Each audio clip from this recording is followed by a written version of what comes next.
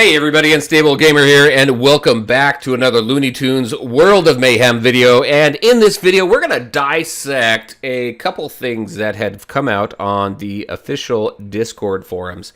And the official, I can't talk right now, but the official YouTube channel for Looney Tunes World of Mayhem. And that is, we're going to discuss about the newly announced arena and alliance options that are coming, and just kind of give you my thoughts on what's going on and kind of some little nuggets that I pulled out of the video, especially this one right here. But first, before we dive into all that, if you're just now finding this channel and you want to stay up to date with this and other games, consider hitting that subscribe button so you don't miss out.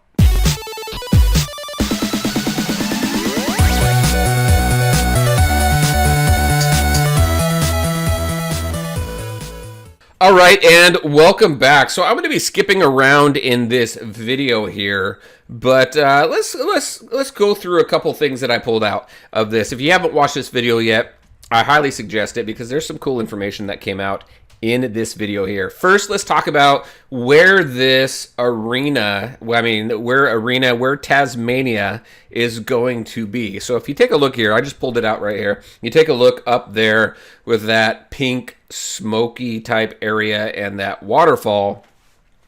What that reminds me of, I'm going to switch over to my game over here, is right over here. We're going to move right over here into this area right there. Boom, there it is. There's that pink smoke. Look at there's even that garden right there. So I'm thinking this is probably where Tasmania is going to be. Right? I don't think I'm too far off. Actually, I think I'm right on. So there we go. There is that. Next, let's go ahead and take a look at this screenshot here. So if you take a look at the background, so arena, very cool. They talk about going up against five people going into an arena match and battling it out, right? If you take a look right there, dead center, top of the screen, we have this little icon map type thing. So what is that? So we have, so the blue is your City Tunes, and then you got your WB, I believe that's the WB Tunes right there, right? Let me double check. Yeah, WB Studio Tunes right up there in the top, and you have the Desert Tunes there in the bottom right of that icon. So City Tunes are going to do more damage against your WB Tunes, and your WB Tunes are going to do more damage against your Desert Tunes. And then in that circular motion there, you've got the Desert Tunes doing more damage against the City Tunes. So that is something to keep in mind, I think, in this new arena mode, because you can also see it on each one of these tunes here, is keeping that in mind whenever you go in and attack your enemy, right? Attack the other people in that group that you were put into. So we got a nice shot of Tasmania area right here. If you haven't seen the video, again, go take a look at the video because it gives you a nice shot of what the land layout looks like. And then there's the arena right there, bottom right-hand corner. That's going to be fun. That was teased out in on Twitter and stuff. So there's your icon. All right, now we have these rock paper regions. Rock paper. You usually have scissors, but your rock paper regions, and that's what that is right there. If you're not too familiar with that format, it's the city against WB against desert against city. That's just that rock paper scissors type format that we've seen in a lot of games, and it looks like we get a couple different badges. I'm going to call them badges just because I'm used to Brawl, but you got your silver badges there and you got your gold badges there, and that's what you're going to use in order to, looks like that's what you're going to use in order to go ahead and start your battles. Tells you what your rewards there are at the top. No tune pieces for that first one, but it does show tune pieces for that second one right there. So very interested to see kind of how this whole thing plays out. All right, so as far as arena goes, these are pretty much the basic rules of it, right? So it's a round-robin tournament. Each competitor plays against every other competitor. So if you're in a group of 5 in there, you're going to have 4 battles. You're going to work on climbing the leaderboard so that you can get the best rewards. Special scoring rules, we'll go over that here in just a little bit, but each tournament's going to be a little bit different, which is cool. Kind of, it allows for some variety in this, and then your tournament rotation. Arena tournaments rotate on a regular basis, so your favorites are always coming back. So just kind of you know, we're going to continue to be refreshed. Similar to R&D, it changes up, and then we've seen some of those repeat itself. All right, so this screen here, so we're going to set up our own defensive team. Not sure if those, I can't remember, I don't recall it being in the video or not, but the defensive team that you set, don't know if you're going to still be able to use that team to attack or not. So something to keep in mind when this comes out is to go ahead and take a look at that. But you set your defensive team. That's who you're going to be going up against, is everybody else's defensive team. And then just kind of battling through. As you can see right there, 4-4, you got your scoring points. So Haruki is number 1. She's the legendary community manager. We've given her that honorary title, by the way. So everybody's got 4 of 4. There's the scoring points there. She's got 16,000, so she's going to get first place. And then, as an example, they just showed this for some rewards there. Now, Arena, one thing to remember about Arena, it does mention in the video that it is for level 35 and up. So if you're not level 35 yet, you're not going to be able to participate in Arena just yet. All right.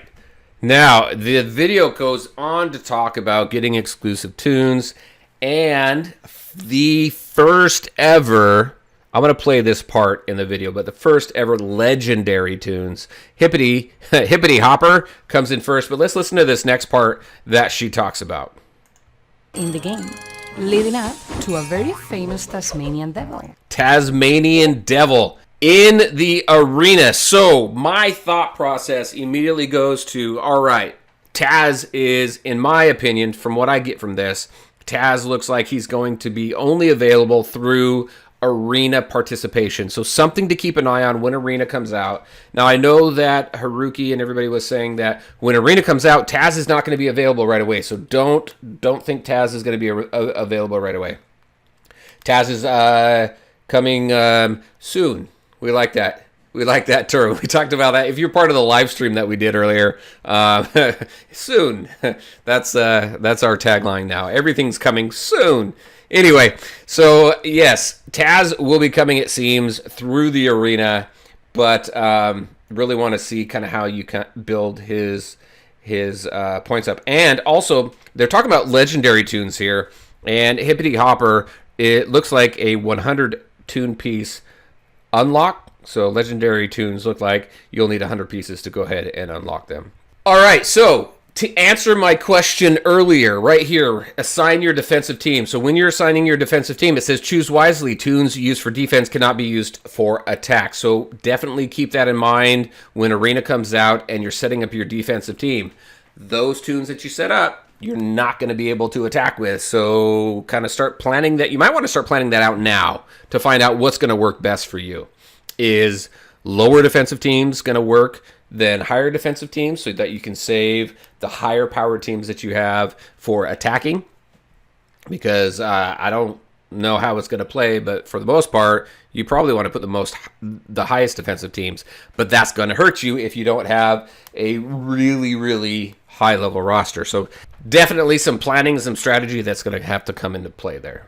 All right, so let's start talking about the scoring system here. So right now, deal 10 damage, you get 1 point. Defeat a city tune using a desert tune, get 1,000 points. WB tune using a city tune, go ahead and get 1,000 points there. So your point structure will be in here, so you can go ahead and take a look at that. So you can take advantage of scoring the most points possible. Survive with 1 tune, with 2 tunes. There's one there for surviving with all of your tunes as well. So the more tunes you have on the board, because you do have the star 1, 2, and 3 star. If you can 3-star, you're going to get the most points, right?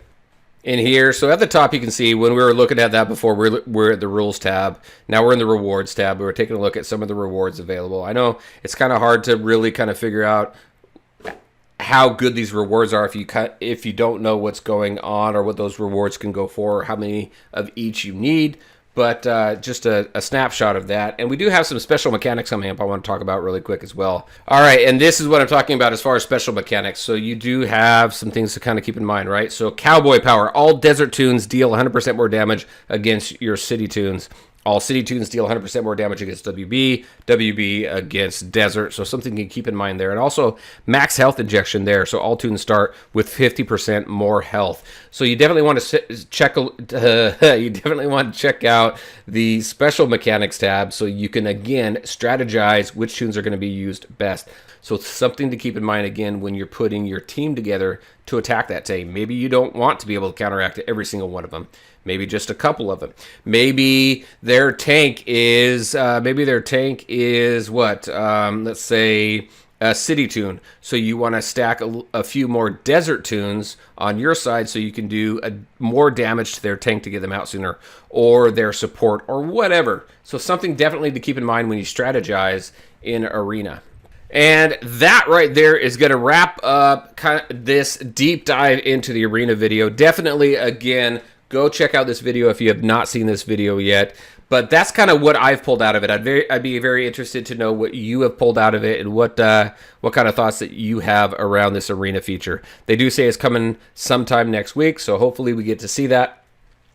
So now what we're going to do is we're going to go into the Alliance options video and talk about a few of the options that are pulled up there. I think that this is something that has been needed in the game for a very long time, and I think it's going to make alliance management much easier and just make things, well, more easier. I don't know how else to say that. All right, so let's go ahead and jump into that video. Okay, all right, very, very, very cool. Okay, I'm a little excited. Whoa, I'm kicking stuff over here. I'm very excited about this stuff, I have to say, just because, again, it makes things so much more easier. All right, so first thing is alliance roles. Very cool. You got leader, co-leader, officer, and member. So you're going to be able to go ahead and designate and have some help. Please allow for some people to help out because, oh my gosh, I just put something out in my Alliance chat and on my Discord and said, hey, I'm going to need some help with these roles and everything. It's going to make things easier. Otherwise, I got to, I mean, it takes a lot. I mean, if you've ran an Alliance before, it takes a lot and it is a lot of time. And if you can get some help, it definitely, well, helps, right? All right, so those are the different areas. Those are the different roles that we're going to be able to assign, which is fantastic. I can't wait for that. Also, with roles, that also means, so it says so for officer can accept player requests to join an alliance. That means it's not. We're going to see that here in just for. I can't stand up straight. That means we're also going to see that you're going to be able to choose how your alliance accepts new members. Right now, it's a free-for-all. The first person to go ahead and say, yes, I want to join that alliance is going to go ahead and fill that empty spot. Having tried to get some members in, so I've got my Instagram as well, and also put out on my community tab when I have an open spot, I said, hey, got to remove somebody because they're not active. Let me know when you're ready to join. Then you got to coordinate with that person and say, all right, I'm going to remove this person. Let me know when you're ready to go in. They say, all right, I'm ready. So you pull that guy or girl out or whoever, and then the other person goes ahead and joins the alliance right away. That coordination is a little frustrating. So it is very nice to be able to have the option to accept player requests to join an alliance. Oh my gosh, yes. All right. I'm not overplaying or overselling this. Am I? And this is what I'm talking about right now. So the invite policy, you can select or unselect the invite only. You want to select the invite only if you want to be able to have the option to go through and accept player requests into your alliance. And that's what that looks like. So you've probably seen all this. If you haven't seen this video, I suggest you go and watch this video as well, just to kind of get familiar with what's changing a little bit. And this is nice too, the editing, so you can edit the name or whatever. You can edit all your different settings in there, which is pretty good. Okay, and this right here. So the two best features coming out in this for me, in my opinion, is the ability to accept invites into your alliance, and then this right here. So this tells you when your members are online, when your members were last online. So now you can go ahead and say, hey, well, I see this person's been offline for whatever period of time, right? So for me, if someone's typically the way that I've ran my alliances, if someone is offline for 7 days or longer, then I typically will remove them from the alliance because I need people who are active, right? Especially when you're running through game content that requires more attendance and daily gameplay, really. So really looking for those members who are going to dedicate to the game on a daily basis, right? So that is something that I am truly excited for. So those are the two best features, in my opinion, in the Alliance update that is coming. Oh, they're saying again, hopefully again next week. And that will really help all of you Alliance leaders out there better manage your Alliance overall. All right, and that is it. I'm going to go ahead and wrap it up with that right there. There's more to that video. They just got one more mention, and that's really to be able to share your alliance and stuff. So something definitely take a look at again. So there you go, everybody. That's what I had for you today. I just wanted to go deep into both of those videos on Arena and the alliance options that are coming. Really excited for both of these updates. Arena is going to be a ton of fun. And if you were here for the stream that I did with Mandagar, definitely keep an eye out for that. We're going to do that again. We're going to do it more, but we're also going to do it for the Arena stuff that's coming out too. So that was a lot of fun as well. And if you were there, thank you for coming out and saying hi and giving us some feedback on how that was going. Really, really, truly appreciate it. All right, there you go, everybody. That's what I have for you today. As always, I want to thank you all for taking the time to watch the video. If you liked it, make sure to hit that like button and show again. Oh my gosh, I'm stumbling on a share. Share your thoughts and questions in the comment section below. Take care, everyone, and we'll talk to you next time.